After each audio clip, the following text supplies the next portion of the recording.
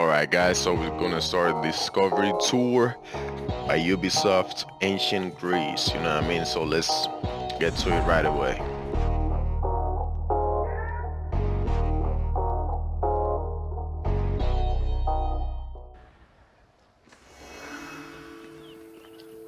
Alright guys, so we're here. I'm gonna follow the guide through the game. Start the Greetings, tour. wanderer, and welcome to the Acropolis, the shining jewel of Athens. Who are you? My name is Aspasia. Though I am not originally from Athens, I have climbed to the top of its social ladder using my wit and intellect. I've even earned the love of Pericles, one of the most powerful men in the city. The mind truly is a beautiful thing. Personally, I think the Acropolis is one of, if not the, greatest place in all of Greece. Though, considering it was the project of my partner, Pericles, I may be a touch biased. Alright, I would like to begin the tour.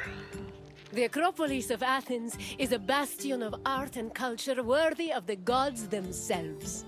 Within this citadel, you will find many important sacred buildings, as well as some of the most magnificent art in all of Greece. You are in for a very enlightening visit. When you're done, come find me, and we can discuss the things you have seen. Farewell for now.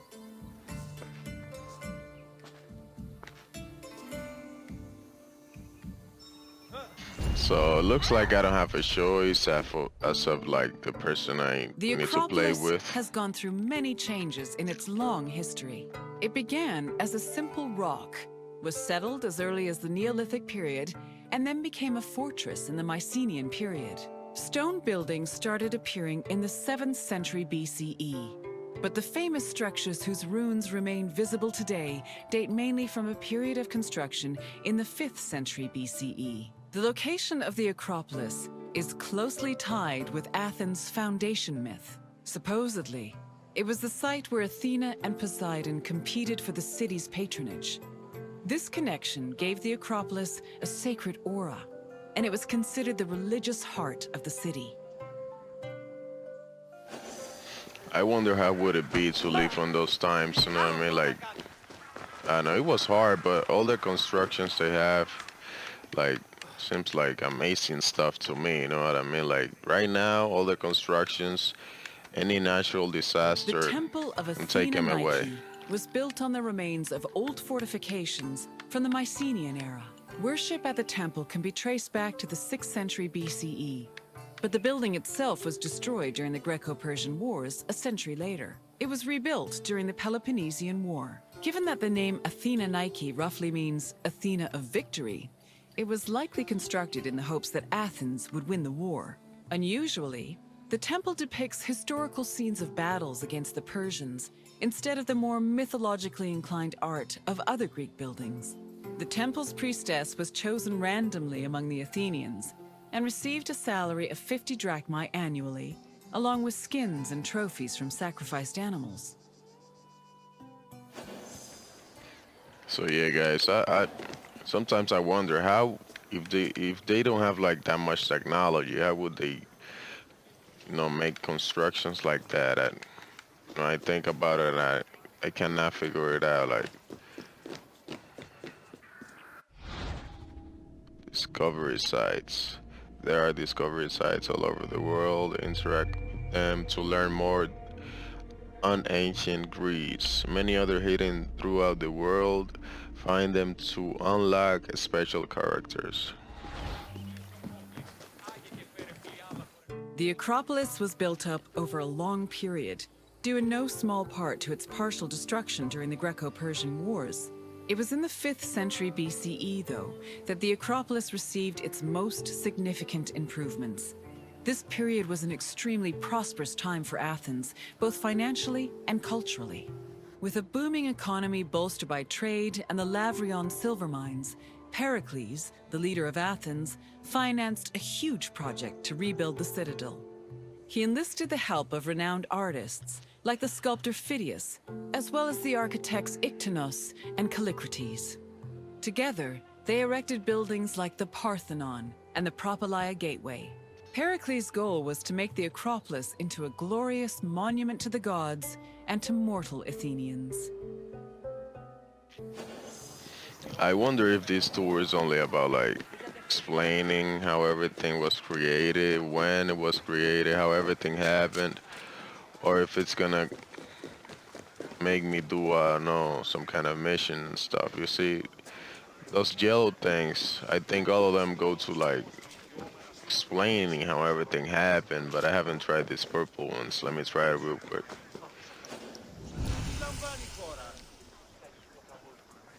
Okay. Learn more. What is it about? Okay.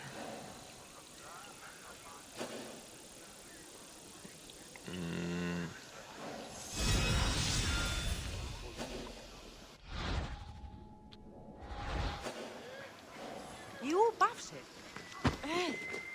Let's try this one real quick. Artemis.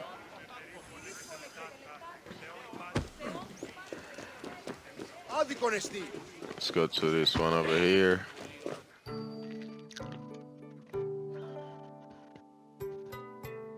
Behind the Propylaea was the giant bronze statue of Athena Promachos. Whoa, that's huge. Athena who fights on the front lines. That name was reflected in the spear and shield the statue held in its hands. It was erected in the mid-5th century BCE by the artist Phidias. According to an inscription, it took 9 years to make and cost almost 500,000 drachmae. At approximately 10 meters tall, the statue was apparently so large that Pausanias claimed its helmet and spear tip could be seen from the sea near Cape Sunion, 60 kilometers away.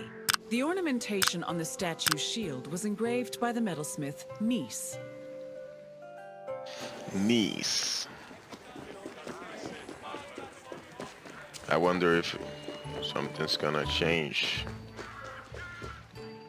Wanna fight, see what's going on. Erechtheion were young girls between the ages of 7 and 11 who were in charge of special rites. A list of 4 girls was drafted by the Assembly of Citizens, from which the High Magistrate, the Archon Basileus, chose 2 to serve as Erechtheion for the year. The girls lived in a house on the Acropolis. They were in charge of carrying sacred objects and weaving the peplos of Athena. The peplos was a sacred robe offered to Athena during Panathenea, a festival held in her honor. Alright, I don't think there's much left though. Let's try this one real quick.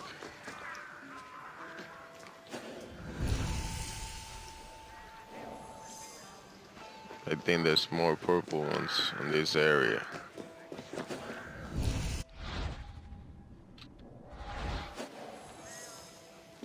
Let's try that one over there. Seems like everyone is like worshipping a god or something.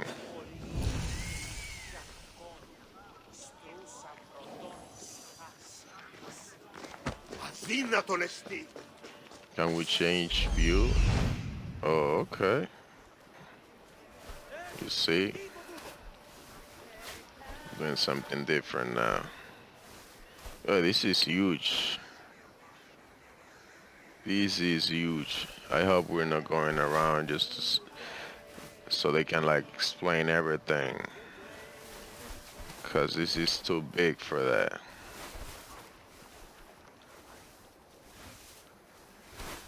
We already saw that, right? What about this one over here? It looks like some kind of music instrument. But I want to see, what is it about?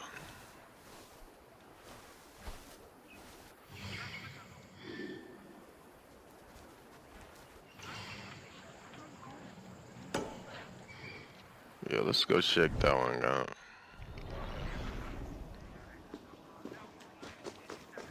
How do we get down there though?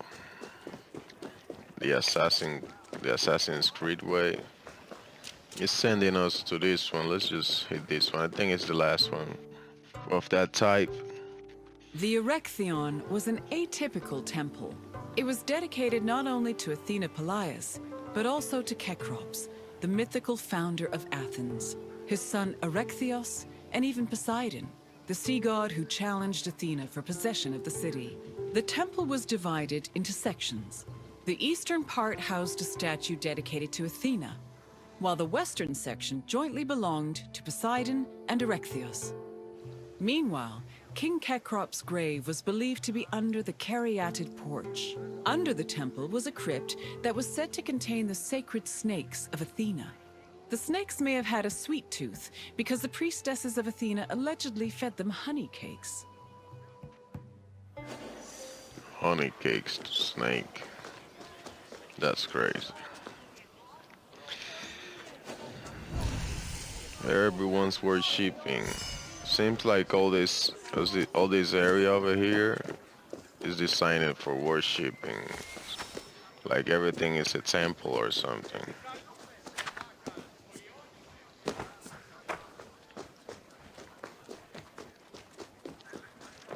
But it looks beautiful though.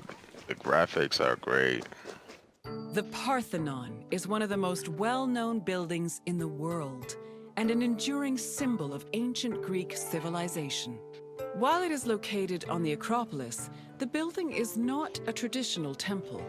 It was built by the sculptor Phidias and the architects Callicrates and Ictinus as a great monument to the glory of the city of Athens. That glory is evident in its many carvings. One of the most carved monuments in Greek architecture, the Parthenon's decorations depict several mythological scenes. These include the birth of Athena, her fight against Poseidon for the patronage of Athens, the gods' battle with the giants, and the procession of the great Panathenea. Oh God.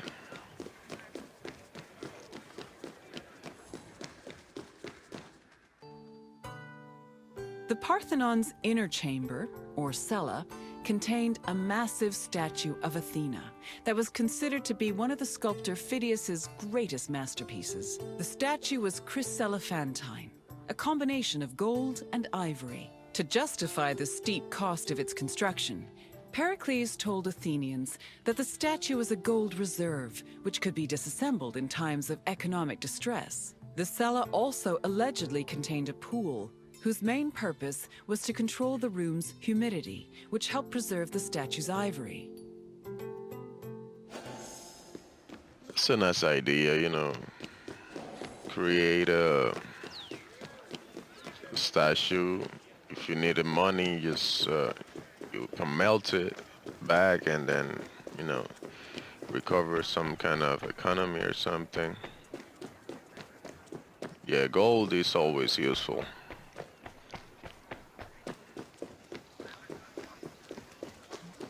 At the end of the day, that's gonna be the worldwide coin or type of currency, you know what I mean? Like, that's what I think at least.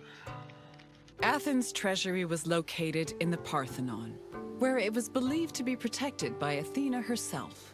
The treasury contained objects of great value, acquired from different conquests, as well as a mass of minted silver coins and various offerings to Athena. Pericles also decided to move the entirety of the Delian League's treasure to the Parthenon in 454 BCE. This was a great testament to Athens' power over the rest of Greece. The riches were divided into two parts, the Demosia, which belonged to the city, and the Hiera Cremata, which was dedicated to the goddess and only used for religious purposes.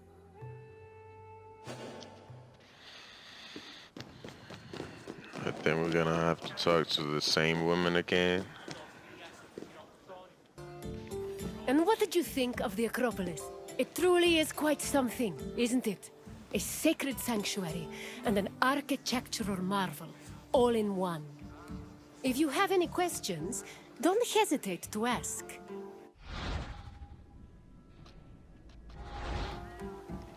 I'm ready for a quiz. Take me to the next subject. That's As all you for wish. now. Hopefully we will see each other again soon. Yeah, I think I'm gonna take my own path. The one I marked, I think, is somewhere back here. All right, guys, I think we're close by. Start, doing the Assassin's Creed thing, jumping from here to there, you know what I mean? Let's see what this guy has to say. Oh, it's the same girl. You gotta be kidding me. So she's gonna be showing me, like, the area again. Yeah, I'm sure this tour is not about fighting. There's not gonna be any fights here.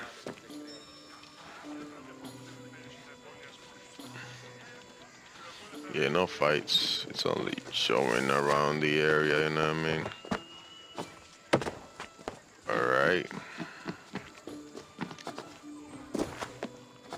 Let's take this tour then. Welcome to Athens, Wanderer. More specifically, welcome to the musical hub of the city, the Odeon. The Odeon was where musicians came to share their songs with the public. The melodies played here caught the wind and drifted through the air, soothing the souls of Athenians across the city.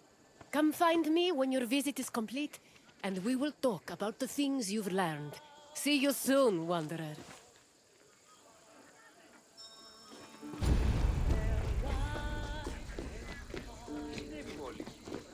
This is where the tour starts. Let's follow the path. Music played an important part in almost every aspect of ancient Greek life. Whether attending a public gathering, rubbing elbows at a dinner party, laying out offerings in a temple, or marching into battle, there was a song for everything. Aristotle even wrote that music increased the efficiency of laborers, and it was often played for rowers and field pickers to keep them working at a steady rhythm. Let's go to the next one then.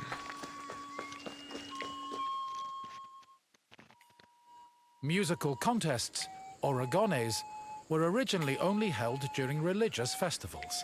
Over time, they became cultural events in their own right, and attracted musicians and spectators from all over the Greek world.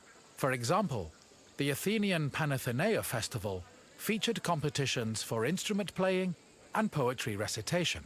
The Dionysia festival included contests between groups of male singers to see who could best perform a dithyramb, a merry hymn in honor of the god Dionysus. While these contests could be attended by all, women weren't allowed to compete in them. In the early days of the competitions, winners only received a crown and an ego boost for their talents. But from the Hellenistic period onward, the rewards were upgraded to cash prizes. These prizes were large enough for musicians to make a fortune, especially if they moved from festival to festival. Yeah, an ego boost. It's not as good as money. The Odeon of Pericles was built sometime between the 440s and 430s BCE. The building was commissioned by Pericles for use in the Panathenea festival. The Odeon was also a venue for poetry readings, political rallies, and philosophical performances. According to ancient sources, the original design of the Odeon was inspired by the tent of the Persian king Xerxes, a spoil of war the Athenians salvaged after their decisive victory at Salamis in 480 BCE. The building's roof was made of timber from captured Persian ships. In this sense, the Odeon was both a triumphant symbol of Athens and an insult to their Persian enemies. This structure was considered one of the grandest architectural accomplishments of ancient Athens. Wow, so they built that building from ships from the enemy. Yeah, that's an insult. In ancient Greece, there was a type of music for almost any occasion. Complicated songs like hymns, paeans, and dithyrambs were meant for the ears of the gods, and as such were usually played during religious ceremonies and civic life. Meanwhile, a hymneus was a song performed at weddings, and a threnody accompanied funeral processions. For more merry occasions like symposia, scholia were the soundtrack of choice. However, drama was considered the epitome of artistic expression, since it combined songs with poetry, dance, acting, and costumes. Plays were thought to be the connection between mortals and gods, and the songs that accompanied them, especially those from the tragedies of Euripides, often became huge hits in the rest of Greece. Okay, so as of right now, it's only music and worshiping. Well, we're done with this tour. Let's see what she has to say. Hello again. I trust your visit was worthwhile, and that learning of music was a feast for your mind. I know it was for mine. Is there anything else you'd like to do? Take me to the next suggested tour, I That's the guess. spirit. Follow me, wanderer. Alright, so we're here. Let's continue with the tour, guys. Oh, so we got another guy now, different person. Hail, friend, and welcome to Olympia, home of the Olympic Games. Who are you? My name is Varnavas, and I'm a ship captain. Don't be fooled by my eye. Though I've seen my share of combat, I mostly stick to trading these days. Well, trading and introducing visitors like you to wonderful sights like this. Alright, let's begin the We're tour. standing in the main section of Olympia, where the Olympic Games themselves took place. Over the course of the festival, athletes competed against each other for prestige and glory to honor themselves and their cities. Enjoy your visit, friend. I'll check in when you're done to make sure you've been paying attention. So this area is gonna be about, the Olympic Games, everything about it. How they do it, why they do it, where they did it, you know what I mean? Like, everything about it. So let's get to this mark over here. The first day of the Olympic Festival began with a swearing-in ceremony for the participating athletes, trainers, and judges. The ceremony took place in front of the altar of Zeus Horkios, or Zeus of the Oath. Athletes would swear that they would follow the Olympic rules, while judges promised to be fair and unbiased. Then the competitions began, starting with a contest between heralds and trumpeters over who would have the privilege of announcing the games. The first day's athletic competitions consisted of wrestling, running, and boxing events for the youngest athletes, aged 12 to 18. All right. See this area back here? The second day began with a grand procession into the Hippodrome to celebrate the start of the popular equestrian events. The most anticipated and spectacular of these was the quadriga, a 4-horse chariot race. Horse racing events were unique in that the winner was not the most skilled jockey, but the owner of the fastest horse or chariot. The Spartan princess Caniska once took advantage of this loophole to skirt the rule that women weren't allowed to compete, and earned 2 Olympic victories in the process. The rule also allowed for occasionally strange results, like in 416 BCE, when the statesman Alcibiades entered 7 chariots into a race and won 1st, 2nd, and 4th place. After the equestrian competitions, the 40,000 spectators migrated to the stadium to watch the Pentathlon events. When the day's events were over, funeral rites were performed for the hero Pelops, the mythical founder of the Olympic Games. The night ended with a celebratory feast and a great parade in honor of the day's victors. Had a lot of time back there to do exercise and all that stuff. I mean, you always need to get time out of your day to exercise. Nowadays there's so many stuff you need to do. It's harder than before, you know what I mean? Victory at the Olympic Games was one of the highest honors a mortal could achieve, and there were several ways to immortalize that honor. Some athletes had statues erected of themselves, while others commissioned poets to write them victory odes. Oral tradition was very important to the Greeks. These odes, called eponychia, were often composed by the finest poets in the land, such as Pindar, Simonides, and Bacchylides. They were usually played at banquets and celebrations attended by the triumphant athlete or upon his departure from Olympia.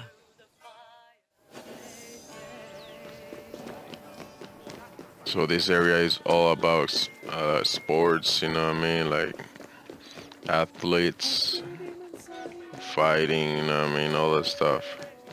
But just as a sport ship, though.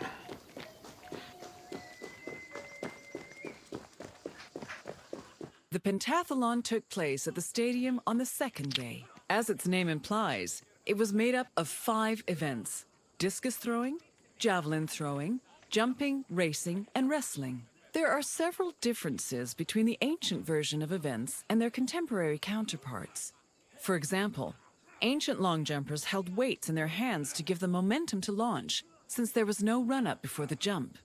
Similarly, if an athlete won the first 3 events, they were immediately declared the winner, instead of being judged by their overall performance in all 5 events.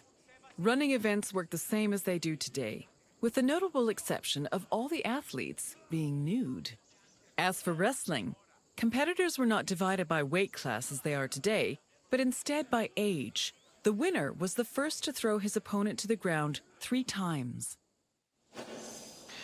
So it's just basically the same thing we do today, but you know, today we do it in a kind of different way, but that's where everything started, you know what I mean? Day 3 started with the most important event of the festival. A procession of Hellenodikai, ambassadors, competitors, and animals made their way to the great altar in front of the Temple of Zeus. The animals were then offered as the official sacrifice of the festival. The afternoon of Day 3 was dedicated to foot racing events. Running was the oldest event of the Games, and in fact was the only event at the first Olympics. The main race was called the Stadion, which was a sprint of around 180 meters. The winner was granted the honor of lending his name to the 4-year period between the Games. This period was known as the Olympiad. The 4 years that followed the first Games in 776 BCE were known as the Olympiad of Coroebus of Elis, the first Olympic champion. Once all the competitions were over, a public banquet was held in the Parthenon to celebrate the day's victors.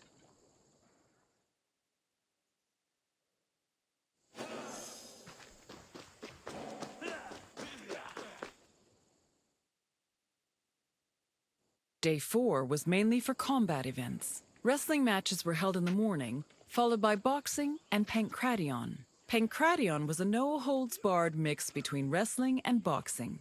Almost all moves were permitted, except for biting, poking the eyes or mouth, and striking the genitals. The event was very popular, and it was seen as the ultimate expression of strength and technique. Later on in the afternoon, there was a unique racing event called the Hoplitodromos, or race in armor. In this event, competitors wore a helmet and held a shield to simulate running in the battlefield.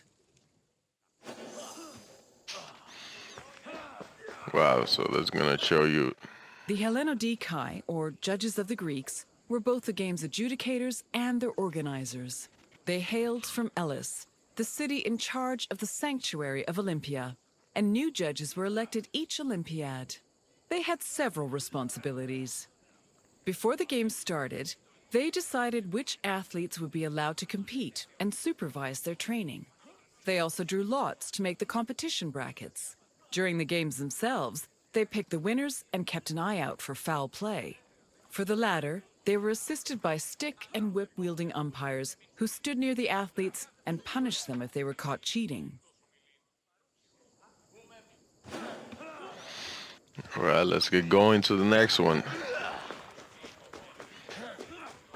Right, I was hoping this was about like fighting, showing me how they fought on those Victory times, in you know what I mean? Olympia was one of the most prestigious honors in all of Greece. Not only would victors be showered in glory in their home city, but their names would be known across Greece. The temptation to glory led some athletes to break their oath to Zeus and cheat. This could be dangerous, as there were many possible punishments should cheaters be caught. They could be disqualified and fined, or if they were caught cheating during a match, they would be beaten by nearby umpires. The most powerful deterrent of cheating, however, was shame.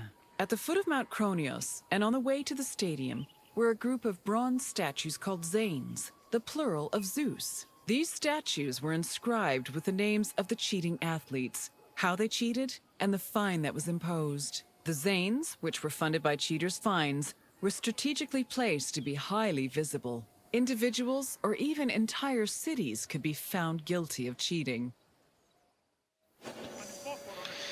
Wow, that's crazy. So, if I was born in that time, I wouldn't be so excited about shitting, since you'd be like publicly shamed, you know what I mean? Like,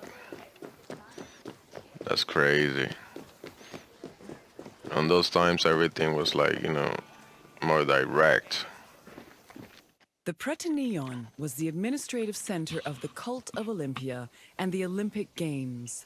The building housed the sanctuary's priests as well as the game's officials. It was also used to stage the grand banquet held on the evening of the third day to honor victors. It also had a sacred function. Its central chamber was the location of the fire of Hestia, a sacred flame that burned day and night. This fire was used to light the other altars around the sanctuary. This practice may have partially inspired the modern tradition of carrying the Olympic torch.